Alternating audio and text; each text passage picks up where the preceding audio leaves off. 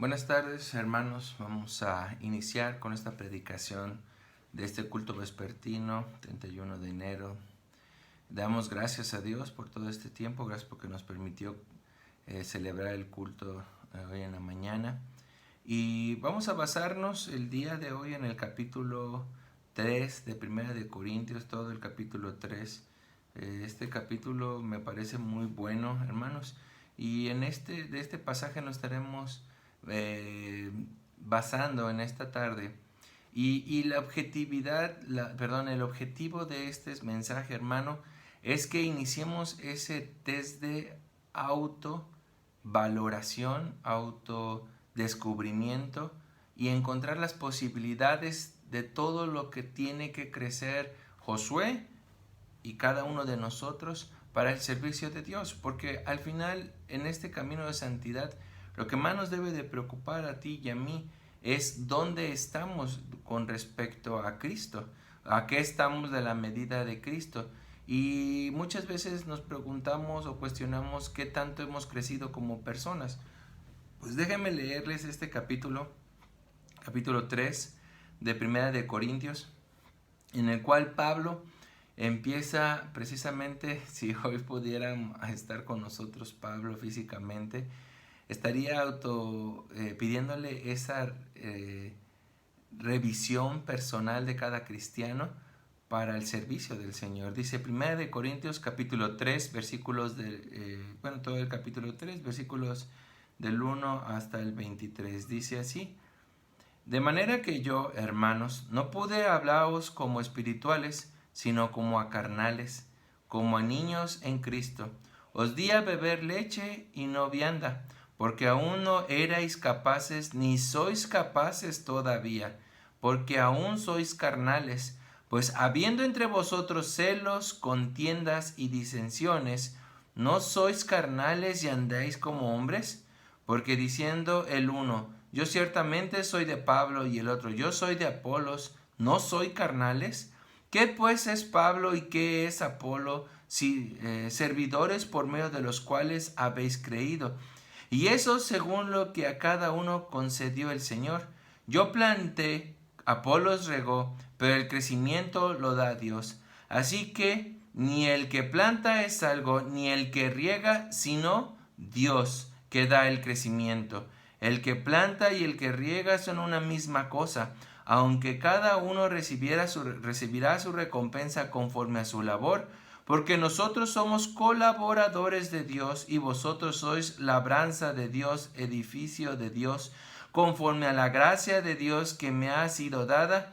Yo como perito arquitecto puse el fundamento y otro edifica encima, pero cada uno mire cómo sobreedifica, porque nadie puede poner otro fundamento que el que está puesto, el cual es Jesucristo. Y si sobre este fundamento alguno edificare oro, plata, piedras preciosas, madera, heno, hojarasca, la obra de cada uno se hará manifiesta, porque el día la declarará, pues por el fuego será revelada, y la obra de cada uno, cual sea el fuego, la provocará. Si permaneciere la obra de alguno que sobreedificó, recibirá recompensa. Si la obra de alguno se quemare, él sufrirá pérdida. Si bien él mismo será salvo, aunque así como por fuego. ¿No sabéis que sois templo de Dios y que el Espíritu de Dios mora en vosotros? Si alguno destruye el templo de Dios, Dios lo destruirá a él, porque el templo de Dios, el cual sois vosotros, santo es. Nadie se engañe a sí mismo. Si alguno entre vosotros se cree sabio en este siglo, hágase ignorante para que llegue a ser sabio, porque la sabiduría de este mundo es insensatez para con Dios, pues escrito está, Él prende a los sabios en la astucia de ellos. Y otra vez, el Señor conoce los pensamientos de los sabios, que son vanos. Así que ninguno se gloríe en los hombres, porque todo es vuestro. Sea Pablo, sea Apolo, sea Cefas, sea el mundo, sea la vida, sea la muerte, sea lo presente, sea lo porvenir, todo es vuestro, y vosotros de Cristo, y Cristo de Dios. Esta es palabra de Dios. Vamos a ponernos en oración. Padre Celestial, gracias te damos, Señor, en esta tarde, Padre, porque tú nos has ayudado, Señor, durante el largo de esta semana, Padre. Espíritu Santo, abogamos a ti, Señor, en este culto, Padre, para que tú redargullas los corazones de cada uno de mis hermanos, que nos ayudes, Padre, a despertar al servicio a ti, Señor, que nos ayudes a crecer en ti, Señor. Ayúdanos a pulirnos como utensilios para el servicio, para la obra tuya, donde nos hayas llamado. Porque todo esto, Señor, toda nuestra vida te pertenece y te lo ofrecemos a ti. En el bendito nombre de nuestro Señor y Salvador Jesucristo. Amén. Bueno, entonces, como decíamos, en la medida de que somos cristianos, vamos en un proceso ascendente en el cual nuestra mayor y nuestro punto más importante para nosotros es semejarnos o llegar a la estatura del varón perfecto, que es Cristo. Pero si vamos avanzando y somos sinceros con respecto a lo que estamos viviendo y haciendo con nuestra cristiandad, ponemos con la ayuda de la palabra de Dios y del Espíritu, ir descubriendo señales tanto de cómo hemos avanzado tanto en madurez, pero también ver cómo hay características que todavía necesitamos avanzar y crecer grandemente, porque en nuestro carácter se reflejan y en nuestras obras se reflejan mucho de lo que habita realmente en nuestros corazones. Y el sermón del día de hoy es que meditemos en señales que pudiéramos estar cayendo. Y esta es un autodiagnóstico, hermanos, en el cual yo te quiero pedir que te autoevalúes a ti. Vuelvo con lo mismo, te autoevalúes, que tú solamente te preocupes en ti y que veas algunas de esas características que Pablo está siendo muy tajante con el pueblo de Corinto, porque estaban precisamente, no crecían espiritualmente. A veces lo que las personas llegamos a aspirar en la vida es simplemente a escuchar el evangelio o predicar el evangelio, y decimos, esta persona ha escuchado de la palabra, y eso como que de qué sirve en realidad. Una persona puede escuchar, haber escuchado un disco, y no por eso quiere decir que quiera seguir a los de la banda y hacerse fan de esa banda. Las personas pueden oír de Cristo, mas no se pueden convertir en seguidores de Él. Fíjense, una de las primeras características que podemos estar revisando en nosotros es una necesidad grande de valoración o aprobación por parte de todos, en especial de los líderes o en especial de las personas importantes en nuestras vidas. Vuelvo a repetir, una necesidad muy grande de aprobación. Esta es una primera señal de que nos falta mucha madurez espiritual. Debido a lo como estamos o lo que somos como criaturas, esta condición caída que todavía tú y yo tenemos, todos anhelamos ser aprobados de una u otra forma. Inclusive un siervo de Dios puede esperar esa aprobación de parte de su iglesia, de parte de sus consiervos, de parte de un presbiterio, de parte de muchos lados. Entonces no nos escapamos ni como siervos, ni como líderes, ni como hermanos en la fe, sin importar los años que estés dentro de la iglesia. Así que ese anhelo por la aprobación, la verdad es que no nos desvía del objetivo del por qué hacemos las cosas.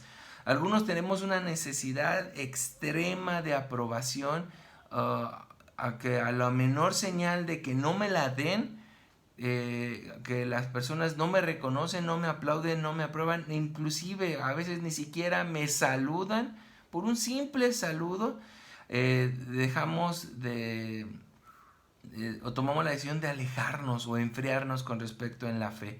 Y eso es una señal precisamente de inmadurez, de oportunidad para crecer como para el varón de Cristo. Otras veces esta necesidad está más escondida y es sutil, porque la podemos mezclar con pasajes bíblicos que acepten o se quieran valorar nuestra forma de actuar con respecto al enojo por la falta de aprobación. Y es que a medida que experimentamos un mayor grado de inseguridad, porque realmente es eso, experimentamos también directamente proporcional una mayor necesidad por sabernos seguros, de sabernos valorados. Y esa situación genera muchas cosas de diferencias, pero esto lo vamos a ver más adelante. En el fondo de todos estos deseos de ser valorado, manifestamos inseguridades internas, inclusive de si somos salvos. Lo que necesitamos saber para enfrentar esta primera característica, necesitamos una idea más grande de lo que es Dios, de lo que es ese Dios que adoramos y que cantamos y oramos y predicamos de Él. Una idea más pequeña de lo que tú y yo somos y de lo que realmente es la vida. Vuelvo a repetir, necesitamos la idea de saber quién es Dios, una idea muy grande de lo que es Dios, una idea muy pequeña de lo que tú y yo somos, y que reconozcamos las situaciones que pasan en nuestra vida para enfrentar esta primera característica. La segunda que podemos ver en los cristianos que les falta o que tienen esta área de oportunidad para crecer dentro de la fe es el perfeccionismo. El perfeccionismo es una señal de inseguridad, como decíamos. Es un deseo o una capacidad que existe en nosotros de no reconocer lo que realmente somos. A medida que experimentamos mayor grado de inseguridad, experimentamos una mayor necesidad de sentirnos seguros. Y es por eso que vamos hacia el perfeccionismo, que es una manera externa de querer controlar todo a nuestro alrededor, de hacer nuestro mundo perfecto. Precisamente de ahí viene la frase. Lo cual no vamos a lograr absolutamente nunca. Queremos controlar a nuestros esposos, a nuestras esposas, a nuestros hijos, a nuestro pastor, a nuestros feligreses, a nuestra iglesia, a nuestra familia externa, a nuestro trabajo. Queremos controlar prácticamente todo, pero no podemos, no lo vamos a poder lograr. Y entonces ahí genera mucha tristeza dentro de nosotros porque no logramos mantenernos seguros dentro de nuestro ámbito de trabajo. Pero conforme maduramos en nuestra relación con Dios, ese perfeccionismo irá disminuyendo y podremos entender y encontrar la seguridad que realmente vale, que encontramos en Cristo Jesús. Esa es mi seguridad. Cuando yo conozco, yo volteo a la cruz, cuando yo reconozco mi inferioridad, mi incapacidad, mi falibilidad, mis limitaciones como personas, y veo esa misericordia tan grande en la cruz, en la obra redentora de Cristo, entonces empiezo a depender más de Él y menos de las posibilidades que yo pueda tener o hacer dentro de mi vida. Eso es con respecto a la segunda característica. La tercera tiene que ver con los celos. Y ay, hermanos, eso es algo muy difícil, tanto de detectar, pero como también de presentar una defensa contra eso. Los celos son otra indicación de nuestro modo emocional que necesita ese crecimiento, esa maduración. Algunos experimentan celos por sus amistades y verás, ¿cómo que por nuestras amistades? Sí, cuando nuestras amistades empiezan a relacionarse con otras personas, tenemos celos. Cuando trabajamos dentro de la iglesia decimos, es mi ministerio de alabanza, es mi ministerio de oración, es mi ministerio femenil, es mi ministerio de varones, es mi ministerio de jóvenes. Y tenemos celos cuando vemos que alguien más empieza a mover en otros ámbitos o a relacionarse con otros ámbitos, otras personas. Tenemos celos del trabajo. Empezamos a tener dificultades para aceptarlo.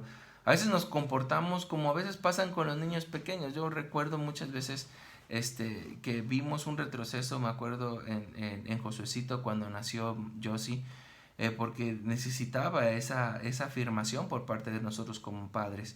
Y muchas veces eso sucede también en nuestra vida espiritual. Retrocedemos como niños con un nuevo hermano en la fe y queremos llamar la atención del pastor, de los hermanos, como fue en un inicio cuando me recibieron en la iglesia. Y el evangelio no se trata de un servicio completo que siempre me estén sirviendo, sino de nosotros brindarnos en servicio hacia los demás, de ver esos nuevos en la fe que necesitan del evangelio y estar dispuestos a renunciar a muchas cosas de lo que nosotros somos y hacemos con tal de que estas personas tengan una comunión con Cristo.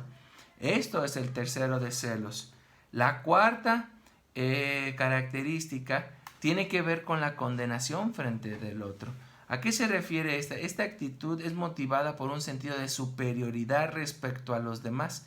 Se conoce como una arrogancia moral Y estas personas tienden a señalar o criticar a cualquier otro que no llene sus estándares. Esa condenación frente a todos los demás nace de que nos creemos o pensamos que tenemos una capacidad de madurez tan grande que Dios me ha dado la libertad y el poder para exhortar a mi hermano a que alcance mi estándar de moralidad, pero no es así.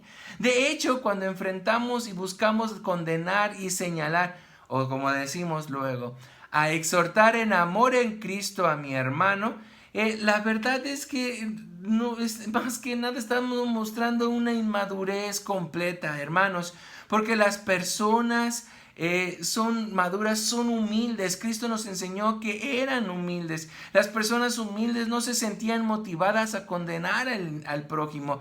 A lo que les llamaba el evangelio era servir, ayudar, a brindar, a no ser piedra de tropiezo a mi prójimo más cercano.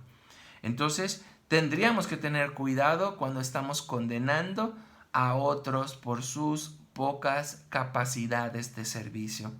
En el punto 5, el resentimiento y la falta de perdón. Y ahí choco yo, al menos yo puedo chocar bastante. El resentimiento y la falta de perdón. El resentimiento y la falta de perdón, hermanos, son evidencias de que nos falta mucho camino por avanzar. Y eso es una señal de alerta que debemos tener muy presente, con un deseo muy grande de mejorar y eliminar completamente de nuestras vidas. Las personas que son maduras, espiritualmente hablando, hermanos, tienen la capacidad de perdonar casi de una manera muy fácil, de una manera muy sencilla. No se dificultan porque entienden la condición con la que el hermano está pasando. Y es por eso que ven más allá un contexto de la misma acción que están haciendo, presentando estos hermanos que puede estar molestándome. Entonces nosotros debemos de tener esa situación de perdón tan fácil, porque cada vez que tú y yo perdonamos, hermanos, es cuando más cercanos estamos siendo a Cristo. Hermano, pero es que ni siquiera me pide perdón. Tú dáselo, hermano. Cristo te salvó a ti y tú ni siquiera le habías pedido salvación, o me equivoco, hermano. Nosotros tenemos que brindarnos siempre. Las personas que con dificultad para el perdón se ven a sí mismas como víctimas y olvidan que la mayor víctima de todos fue nuestro Señor Jesús. Y nosotros, hermanos, por más que queramos buscar otras situaciones distintas, nosotros somos o fuimos sus victimarios también, hermano. Entonces, si nosotros fuimos e hicimos eso por Cristo, eso debería ser nuestro motivante más grande para conceder el perdón a nuestros hermanos y madurar para el Señor. En el punto 6 dice los arranques incontrolables de ira. Ay, Josué, otra segunda piedra. Dice los arranques de ira, hermanos, que tenemos, debemos tener un control o un autocontrol precisamente de ellos. Y eso primeramente revela una falta de dominio propio. Hermano, es que yo soy así, yo hablo así, yo me expreso así, yo pienso así. Hermano, esas frases siempre van ocultas de un sentimiento de incapacidad de control, de ira, hermano. Tengo que mejorar, tengo que amar, tengo que crecer, tengo que olvidar. Tengo que dejar todas esas cosas, hermanos, que pueden estar fastidiando, molestando, lastimando o haciendo tropezar en la fe a un hermano dentro de mi iglesia, dentro de mi familia. Esta falta de autocontrol se relaciona más con la naturaleza carnal que con la imagen del nuevo hombre que se supone que deberías de tener. Si no podemos controlar la ira, hermanos, no hay algo en nuestra naturaleza pecadora que pueda tener un control en los momentos reales, y por lo tanto puede ser que el Espíritu, hermanos, todavía no hemos aceptado que Él domine nuestra vida. Debemos tener un dominio propio, hermanos, porque precisamente es un fruto del Espíritu de Dios. Gálatas capítulo 2 versículos 22 y 23 dice: mas el fruto del Espíritu es amor, gozo, paz, paciencia, benignidad, bondad, fe, mansedumbre, templanza. Contra tales cosas no hay ley. Aguas, hermanos. Punto 7. Amar, servir, pero por las razones equivocadas. Esa es una marca de que nos falta una área en la cual debemos crecer. Cuando tenemos dificultad para reconocer el talento de otros, que no es otra cosa sino señal de envidia, porque esa es la palabra, nos autojustificamos con frases como no puedo aplaudir a otros porque estos podían enorgullecer a mi hermano y ya va a recibir la bendición que podría recibir en el reino de Dios, mejor no lo hago. Pero la verdad es que en la Biblia frecuentemente encontramos que Dios elogia a muchos de sus hijos. De Moisés se dice que era el más humilde sobre la faz de la tierra, Números 12:3. De Job, Dios dice que era un hombre justo e intachable. Pablo exhorta a los hermanos a imitar a Timoteo en Filipenses 2:19-24. No debemos tratar de mantener humilde al otro, porque eso no es nuestro rol. Precisamente nosotros no somos las barreras para que alguien no crezca su ego como tal. Nuestro rol es animar al otro a seguir sirviendo a Dios, edificarlo, estimularlo, ayudarlo, motivarlo. Y Dios se encargará del resto. Esta autoevaluación de este mensaje, hermanos, se lo debe de aplicar todo el miembro de Iglesia, Familia San Pablo y de los hermanos que escuchen este mensaje. Tenemos que hacerlo. Nuestro trabajo es que nosotros nos autocontrolemos, nos autoevaluemos, pero que motivemos a otros al servicio de Dios, que en su momento ellos también tendrán que pasar por estas situaciones. Escudriñar cuál es lo que realmente está motivando su trabajo para el Señor y que no sea para la gloria y el ego propio. En el punto 9 dice dificultad para controlar la lengua y ¡pum! Otra piedra más, hermano. Pues sí, otra piedra más. La dificultad para controlar la lengua revela una falta de llenura del Espíritu Santo, hermanos. Esta es una debilidad pecaminosa de la cual Santiago habla en el capítulo 3. Toda la epístola lleva su nombre. Y la falta de control sobre la lengua no solamente es algo pecaminoso, sino que también evidencia una inmadurez espiritual, que es la raíz de la falta de control de nuestro hablar, de nuestro expresar, de nuestro relacionarnos. Pero fíjate, el fruto del Espíritu, nuevamente hablando, nos habla de esas características que en nuestra lengua debería de vivir. Es el resultado de la llenura del Espíritu, lo que nos dará el autocontrol con respecto a nuestra lengua. En otras palabras también, hermano, si usted no tiene nada bueno que decir de un hermano, mejor resérvese sus palabras.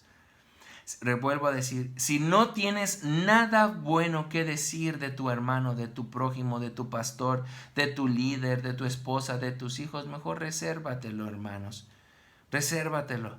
Porque no tenemos la capacidad de controlar nuestra lengua, y la lengua puede ser una de las armas más dañinas que puedan existir a lo largo de la humanidad. Si no tengo nada bueno para glorificar a Dios, edificar a mi hermano, guárdate tus palabras mejor. Característica número 10. Dificultad para seguir relacionándonos de cerca con otros que tienen puntos de vista diferentes a nosotros. Dificultad para seguir relacionándonos con personas que tienen puntos de vista distintos a nosotros. Esto es algo muy importante que tenemos que tener. Dentro de las familias hay hermanos con los cuales nos llevamos mejor y hay cuales que no son los que nos agraden mucho. Dentro de la familia de Cristo lamentablemente sucede lo mismo, pero son cosas que no deben de existir. Dentro de la familia del Señor, dentro de la familia San Pablo, hermano, debes tú quererte relacionar con todos, querer estar con todos, querer platicar con todos, pasar un tiempo con todos, comer con todos, hacer actividades con todos, hermanos.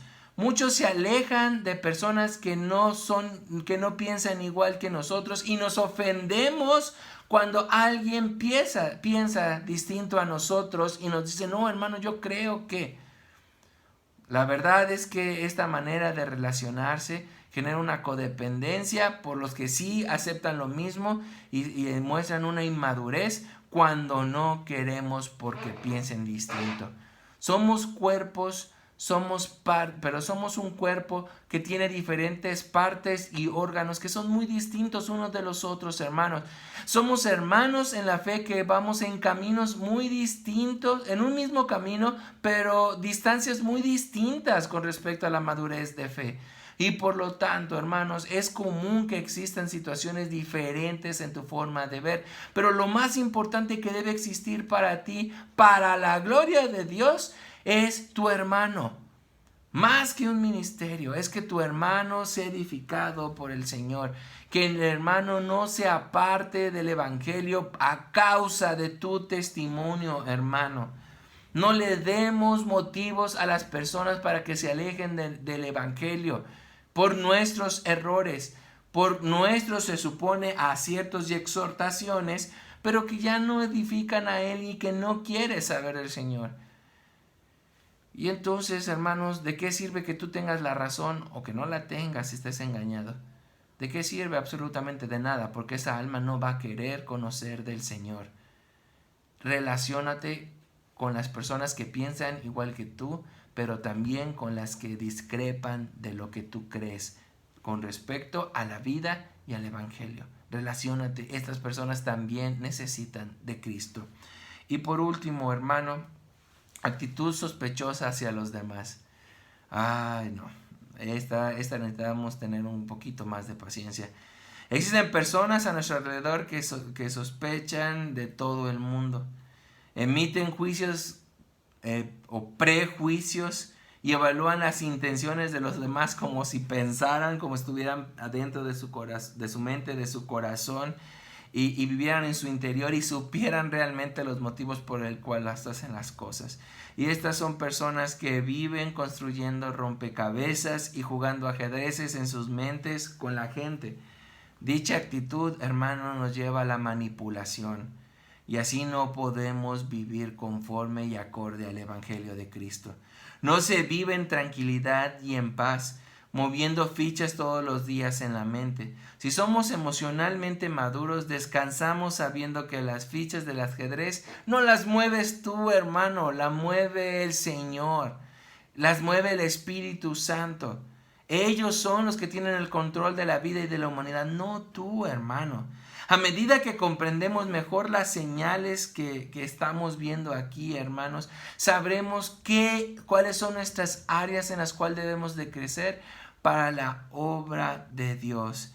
Dice, si alguno destruye el templo de Dios, Dios le destruirá a él, porque el templo de Dios, el templo de Dios, el cual sois vosotros, santo es. Es una advertencia muy bárbara que Pablo hace a 1 Corintios capítulo 3, hermanos. En esta parte, hermanos, versículos 16 y 17, no sabes, hermano, lo difícil que es o lo peligroso que es para ti, hermano, que no le hagas caso a estas situaciones que tienes que mejorar en tu camino de fe y que en ese camino destruyas a estas personas en su fe.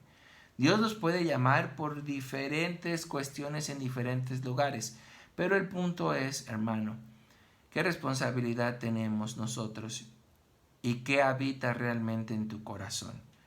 Un corazón que realmente está arrepentido, que mira a Cristo como su único salvador del infierno, del castigo o de la ira eterna, hermano, ama y vive para amar y servir al prójimo. ¿Tú amas y vives a tu hermano?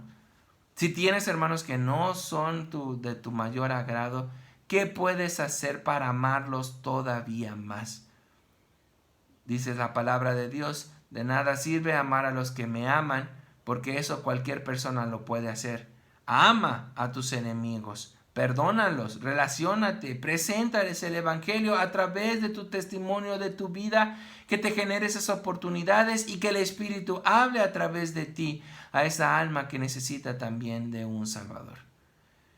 Hermanos, que el Señor sea con ustedes en esta tarde, que nos ayude a meditar el Espíritu Santo en esto y que por favor que el Espíritu pula a cada uno de nosotros para ser instrumentos para la gloria de Dios.